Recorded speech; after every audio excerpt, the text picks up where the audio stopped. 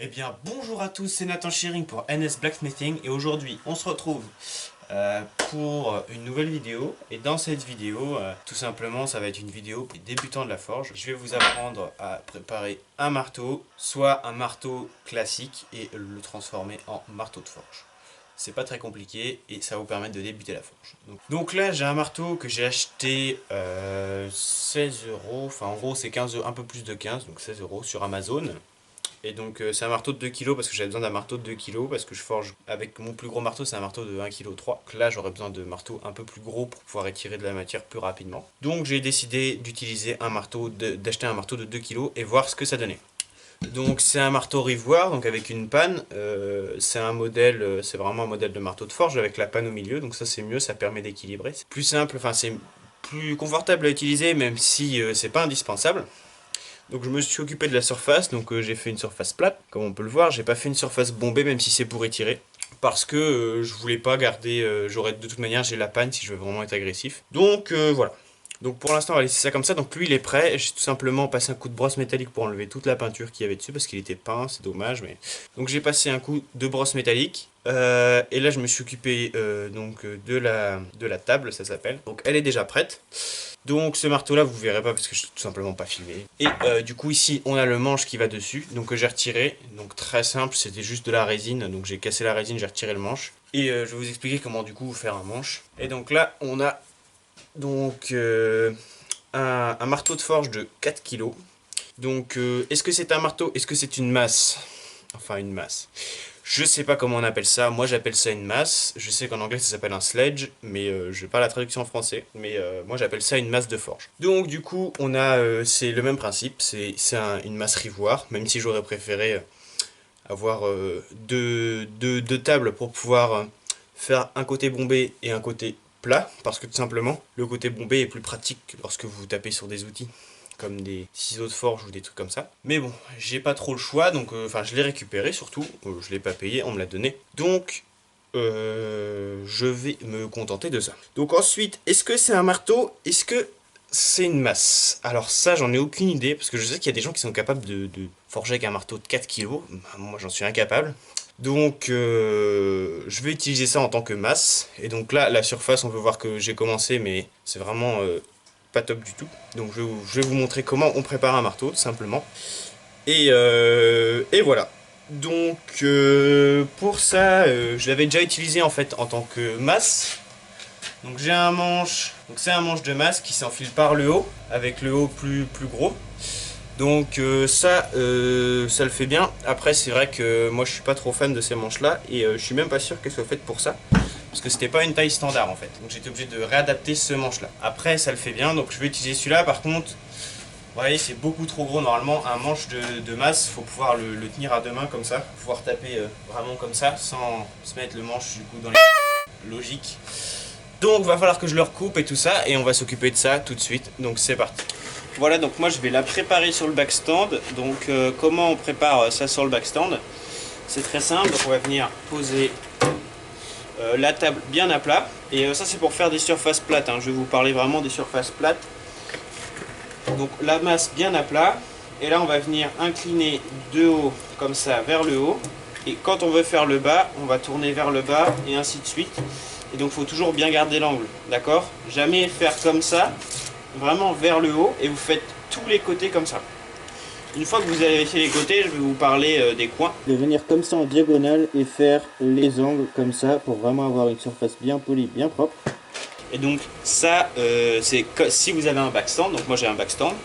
Si vous avez un backstand, c'est comme ça qu'il faut les préparer. Si vous n'en avez pas, c'est très simple, vous prenez un disque à lamelles sur votre disqueuse, si possible un disque de 120, parce que je pense que 40 ou 80 c'est encore trop agressif.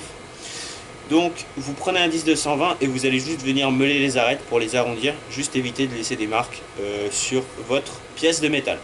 Voilà, donc là on va faire ça au backstand, et j'utilise une bande de 80 pour juste enlever, dégommer assez, parce que c'est vrai que les vieux outils ils ont souvent des creux de rouille, mais pas pour vraiment attaquer la matière.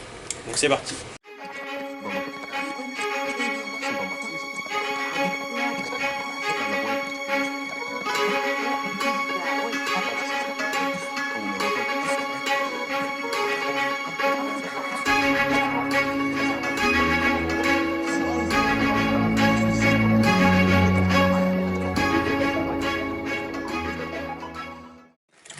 là, je sais pas si vous pouvez bien voir, mais on voit bien qu'en fait, j'ai vraiment respecté comme ça droit et comme ça droit.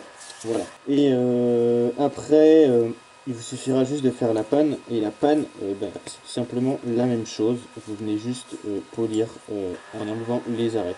Bon, eh bien, j'allais justement vous dire de faire attention quand vous utilisez justement un backstand avec une grosse pièce de métal comme ça.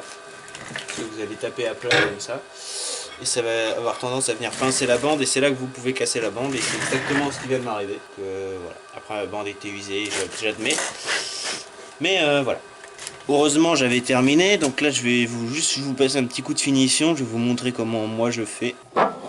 Donc pour ce qui est de la finition, et bien tout simplement, moi je ne viens pas faire un poli miroir, parce que je vois pas trop l'intérêt, étant donné qu'ils vont venir se dépolir à l'utilisation. Donc je fais une finition Scotch-Brite, donc j'utilise du Scotch-Brite. Ça, c'est ce que j'ai trouvé chez Action, ça m'a coûté 90 centimes. Et donc c'est ce qu'ils appellent des éponges abrasives. C'est complètement du Scotch-Brite, il y en a un avec un grain plus gros que l'autre, donc lui c'est le plus gros. Donc je mets d'abord un coup de grain plus gros comme ça, toujours dans le même sens, pour laisser des marques qui sont toujours dans le même sens. Voilà, et il est vraiment très efficace, franchement, pour 80 centimes, de toute façon, qu'est-ce que vous avez à perdre, j'ai envie de vous dire.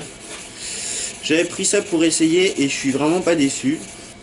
Voilà, et ça vous permet de faire pas mal de finitions sur pas mal de vos couteaux ou de vos pièces, même n'importe quoi. Et ça coûte rien, quoi. Donc voilà, là j'en mets un petit coup, et maintenant je vais passer avec la plus fine. Donc toujours dans le même sens. Et ça va nous laisser un poli mat. Voilà, après je fais ça vraiment vite fait, hein, parce que de toute manière à l'utilisation, vos couteaux vont se dépolir, mais l'avantage de ça c'est que si vous voulez nettoyer, enfin vos couteaux, pardon, vos marteaux, si vous voulez vraiment les nettoyer un petit coup, vous prenez juste l'éponge, hop, vous en mettez un petit coup, et tac, c'est terminé, c'est nettoyé. Donc voilà, on a un marteau avec une belle surface, donc voilà ce que ça donne. Donc comme je vous ai dit, si vous n'avez pas de backstand, vous pouvez tout simplement le faire à la disqueuse, vous venez arrondir les bords tout en pensant à garder une surface plate. Donc là elle est pas si plate que ça, elle est un peu déformée parce qu'elle était déformée par les années et j'ai pas envie de trop meuler. Voilà, étant donné qu'en plus c'est une masse, donc c'est pour faire du gros travail. Là on a ce marteau et donc vous voyez ça vous donne ça en fait, une surface bien plane, voilà, et donc des beaux angles, une belle finition bien polie. Donc on va commencer par le manche de la masse, j'ai vraiment pas grand chose à faire, juste à venir le couper. Venir faire un petit chanfrein sur le bas, un trou, non, c'est même pas nécessaire, j'en avais fait un mais je vais même pas en faire.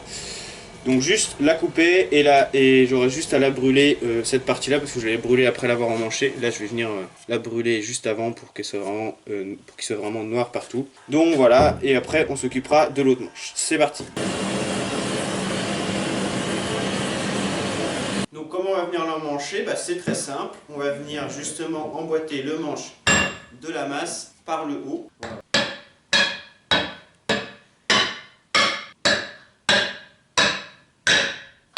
Voilà. Et donc comment vous savez quand la masse est complètement emboîtée? Et ben moi c'est très simple en fait, je vais venir la taper comme ça.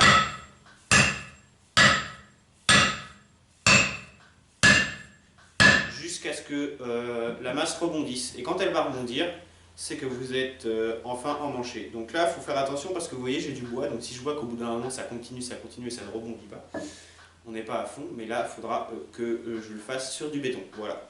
Là, voilà. La masse rebondit. Donc ça veut dire que le manche est complètement enfoncé. Donc ça, c'est le manche d'origine du marteau. Donc il était emmanché donc, dans ce marteau-là, comme ça. Hop, voilà. Il y avait de la résine de coulée dedans, donc j'ai pété la résine. Et j'ai réussi à sortir le manche aussi facilement, donc ça veut dire que de toute manière, il serait parti. Donc là, on peut voir qu'on a un coin en métal. On va couper pour enlever ce coin. De toute façon, j'ai largement assez de longueur. Et on va venir le reformer pour le mettre, hop, pour pouvoir le mettre sans forcer dans le marteau. Ensuite, on va venir couper, hop, une petite fente dedans. Et on va aussi venir aplanir parce que là, il est assez rond. Le manche est assez épais. Donc je vais venir tout simplement aplanir ici pour avoir un manche ovale. Enfin, il est déjà ovale, mais plus ovale avec une face plate. Et après, ce sera tout. On n'aura plus qu'à le brûler, voilà, et le huiler. Et il sera terminé.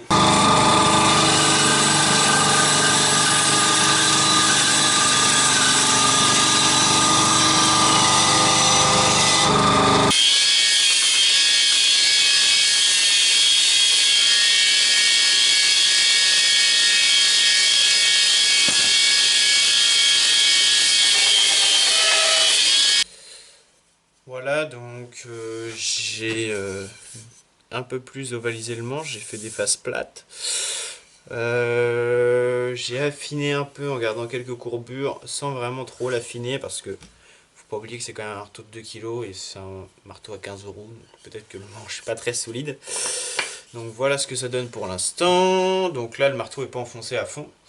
Maintenant je vais venir couper, faire un trait de scie là sur toute la longueur de l'emmanchement du marteau et je vais venir faire un coin pour pouvoir, un coin en bois bien sûr, parce que pourquoi le bois? Et bah c'est une matière vivante, donc si vous voyez que votre marteau est un peu trop qui bouge un peu, qu'il a du jeu, vous mettez un coup d'huile sur le manche, il va gonfler et là hop c'est bon, votre marteau n'aura plus de jeu. Donc voilà pourquoi je préfère mettre du bois. Voilà, donc là on se retrouve dans ma forge avec le marteau et son manche. Le coin je l'ai dans ma poche, de la colle à bois et un autre marteau tout simplement pour pouvoir l'emmancher. Donc hop, là on voit qu'il est sur le manche. Ce qu'on va faire, c'est qu'on va venir le taper un peu pour faire en sorte qu'il soit vraiment embuté, qu'il soit à fond. Voilà, donc là il est à fond. Hop, on va prendre notre petit wooden wedge. Moi je l'ai fait en bois d'épine parce que c'est un bois qui est très solide. Voilà, tout simplement en bois d'épine noir. Colle à bois sur ce coin, histoire qu'il soit bien scellé tout simplement. Hop. Vous en mettez un peu des deux côtés. Colle à bois en séchant a tendance à gonfler, donc en plus ça va faire un double effet. Voilà. Hop. Maintenant vous insérez le coin dans votre marteau. Hop. Théoriquement ça a dû resserrer un peu la fente, donc c'est normal.